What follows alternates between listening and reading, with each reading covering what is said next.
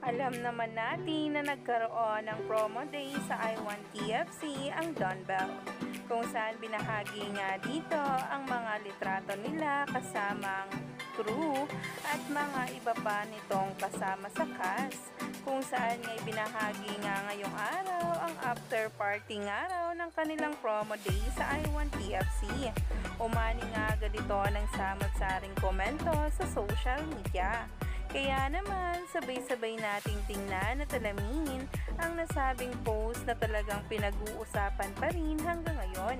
Kahit na ilang araw na nga ang nagdaan ay talagang napaka-relevant pa rin ng post na ito.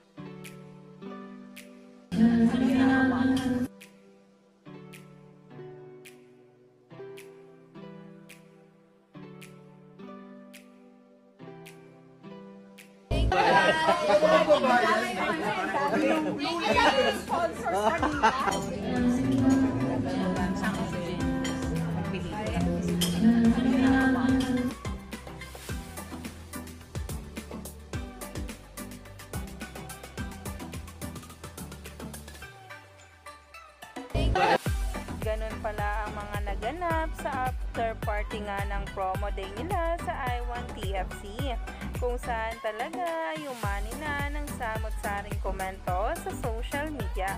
Hanggang ngayon nga ay himlay na himlay ang marami sa titigan ng dalawa habang ini-interview nga sila para sa I-1 TFC sa pag-promote ng kanilang upcoming primetime bida teleserye na Can't Buy Me Love. Kaya naman, stay tuned lang tayo for more updates tungkol sa kanila.